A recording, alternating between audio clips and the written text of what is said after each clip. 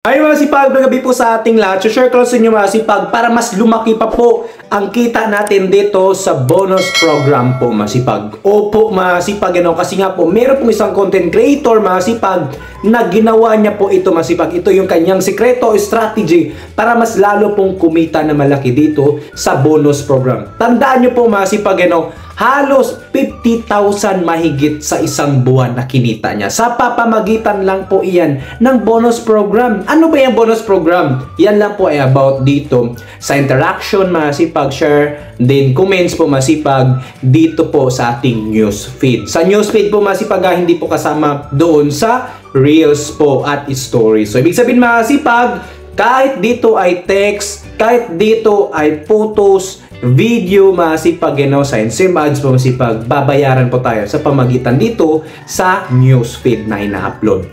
Bakit nga ba lumaki ng ganun ang kita niya? Mga kasipag, doon pa lang po yun sa bonus program. Alamin natin ito masipag, na shinare po ng isang content creator na si Sir Adrian Bigay na ang kanya nakapag-convo sa kanya ay yung friend niya na content creator din. So pakinggan natin masipag, ano ba yung ginawa? Isipin nyo po masipag, sekreto sa bonus program na pagkita ng malaki.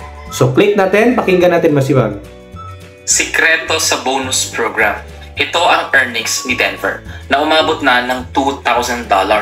Mga kasipag, sikreto ni Denver. Friend niya, masipag June, July. Ibig sabihin po masipag, ang laki. Grabe masipag, ay grabe naman. Halos 100,000 mahigit. Diba? Grabe na ito masipag. Sa bonus program pa lang yan. Paano ba ginawa mga kasipag, Hindi pa kasama doon yung reels, in-stream ads, live ads, stars. No, masipag, grabe, sa bonus program lang daw po ito. So, click natin. Ano ba yung diskarte, strategy, sikreto na ginawa niya? At para sa iyong kalaman, ongoing pa rin yan at recent running pa rin po ang kanyang bonus program. Akala ko si Gigi na yung may pinakamataas na earnings na umaabot ng $1,000 plus. Pero ngayon, si Denver nag-share sa atin na i-share ko daw po sa inyo ang kanyang technique. Ano nga ba ang technique? So yun na masipag, sa lagi ongoing running pa rin po yung kita niya. So ano ba yung technique, sikreto, strategy na ginawa niya po masipag? Grabe naman to. Isang buwan. Dati masipag, ang laki pa ng kinikita ng mga ibang content creator nung kaka-launch lang po dito sa kitaan sa Facebook Reels. Opo nga sipag, 100,000, 200,000, 300,000 sa isang buwan lang. No, meron pa nga halos 500,000, million, isang buwan lang. Kasi nagkamali ng kamada si Facebook noon sa kitaan niya. Kaya medyo nalogi siya at iba na po ang talagang policy po sa pag-upload natin sa content tsaka yung earnings. So, dito na, click na natin. O sikreto ni Denver para makakuha ng ganyang kataas na earnings. Well, hindi kayo maniniwala kapag nalaman nyo ang sikreto niya. Well, una, wala siyang ibang tools kundi bonus program lamang. Hindi siya nag-set up ng kahit na anong monetization tools. Grabe mga kasipag. Ang sabi dito, hindi pa ako nag-set up, kakapagod kasi na gumawa ng org post. Ibig sabihin masipag, tinamad itong mag-upload ng mga content video at mag-edit.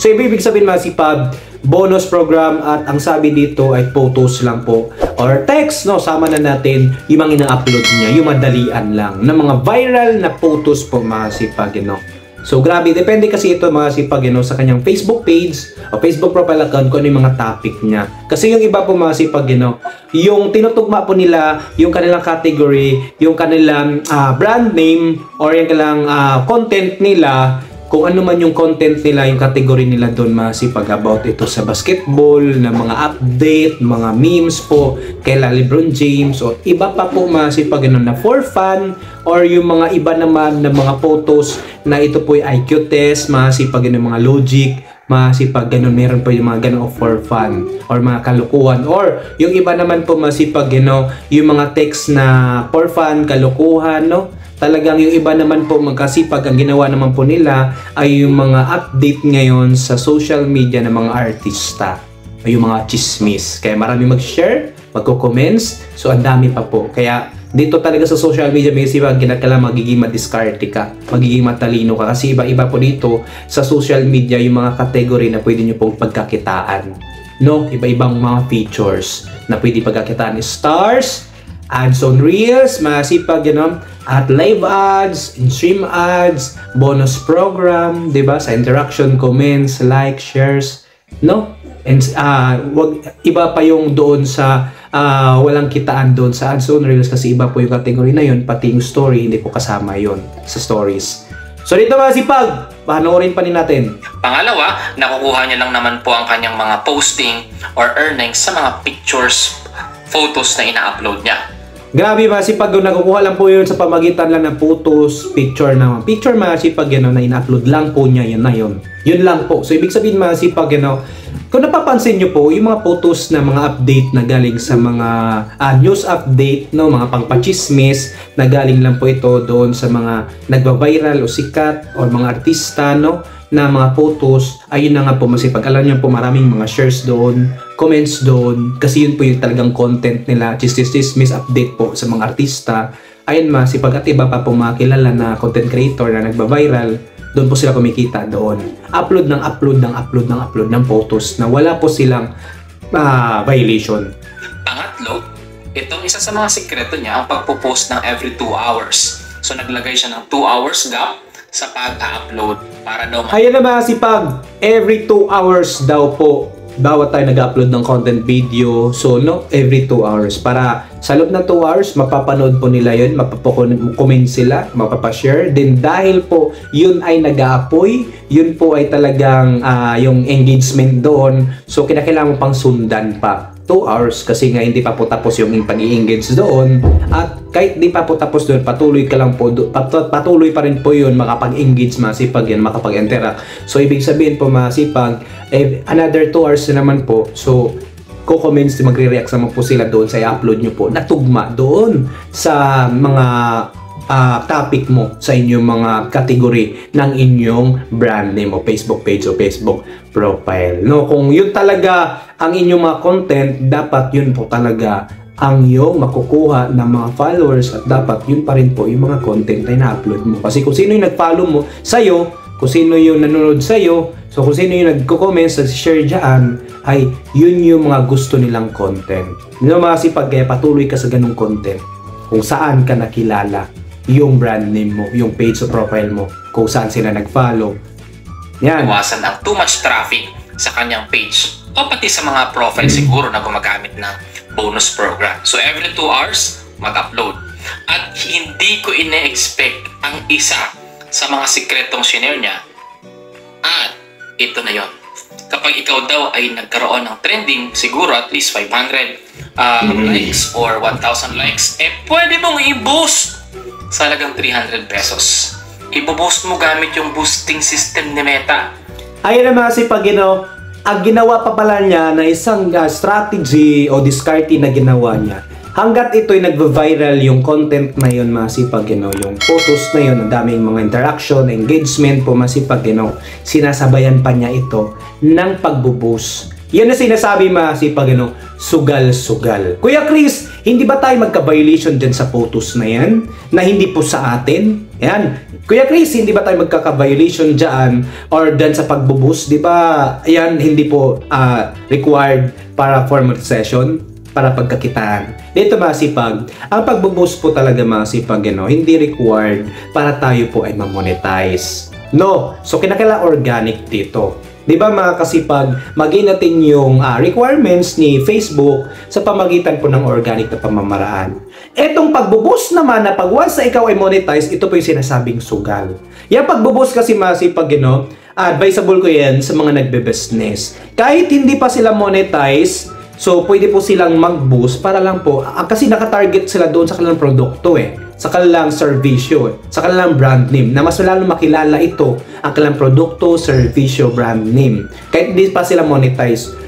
Gusto lang nila ikalat itong kanilang brand name. So, para po mas lalong sumikat at makilala ang kanilang serbisyo o produkto o kanilang brand name. Pero dito naman sa mga content creator, para mas lalong ito ay dumami ang views, yung iba dyan ay binuboost pa. Sila po ay monetize nakipagsugal. Kuwari dito masipag, ay nagkipagsugal ka sa loob ng 5 days, depende po no sa inyong pipiliin dyan na halaga at ilang days, at meron po target iyan. So yung mga audience na location, so 300 pesos sa loob po ng 5 days po masipag. Meron nakalagay dyan kung ilan yung magigain na views at followers at yung target nito. Pero masipag 300 pesos ang inano niya dahil viral naman po yung video para mas lalo po ito maikalat sa loob ng 5 araw. Anong nangyari? Pakinggan natin sa ginastos niya na sinugal niyang 300 pesos. At yes, syempre kapag nabuboost ito, nadidistribute ito sa maraming viewers, marami itong naaabot, maraming reach ang naaabot nito. And yes, 100 USD ang kinikita niya sa per boosting.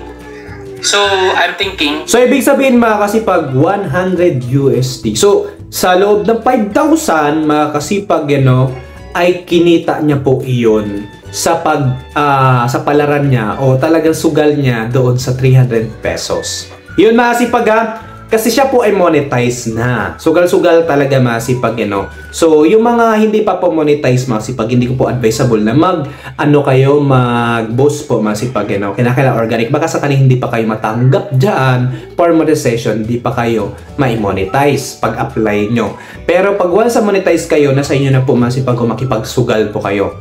No? Makipagsugal kayo, make sure nyo lang po yung content na iyon ay talagang ito ay engaging. Ito'y pag-usapan, ito'y talagang viral ngayon, trending ngayon, ito yung issue ngayon. So para pag once na ito ay mabango-bango pa, itong issue na to, hindi palaos, viral pa ito, pag once in-upload mo yan mga kasipag, at sinabayan mo po yan ng pagbo-boost, ay talagang magbabiral pa kasi yung content na yun, viral yun. Pero pag once na ikaw ay nag-boost at yung content na yun ay hindi naman po ito viral, alayo sa topic ng inyong content mo, hindi tugma sa category ng inyong content, ng inyong topic sa brand name o sa Facebook page mo, ang layo, tas yun po yung in-upload mo, yun po yung talagang sinapalaran mo, nakipagsugal ka, ang layo, hindi talaga sila magko-comments, mag-share niyan. Kasi ang layo sa topic ng mga, kung paano sila nag-follow sa'yo, paano sila nanood na topic ng mga content mo. So yan make sure na pag once na nagbo-boost kayo, yung mga viral na video for fun o yung mga may init na issue ngayon, so ganun po dapat. Kaya maging ma-discarte talaga tayo dito. Ayan, so makasipag, sa lagang 300 pesos ay nagiging 5,000 sugal-sugal dahil sa viral na ito at sinabayan niya ng pagbo-boost. If possible ba to, na kapag binoost mo ang isang bonus picture or picture for bonus program, mag-generate ito ng earnings? Guys, can you share? Totoo ba to? So, si Sir Adrian Bigay ay hindi pa siguro niya alam or alam nun niya. So, nagtanong pa siya na totoo ba daw talaga? Totoo po yan.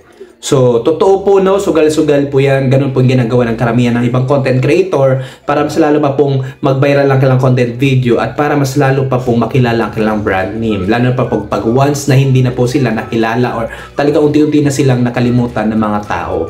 So, kinakailangan nilang magsugal. Pera-pera lang naman Ganun lang po. Ganun din po kay Facebook, Kung gusto mo po talaga na ikaw ay talagang pansinin ni Facebook, mag-subscribe ka. Pera-pera lang, mag-subscribe ka ni Facebook, ni Meta. Monthly yan. So, pera-pera talaga makasipag, So, magiging priority halos yung iba, yung mga nagtatanong kung nagsusubscribe po sila. So, yun na po masashare ko sa inyo dito makasipag sa bonus program. At paano ba ma-monetize sa bonus program?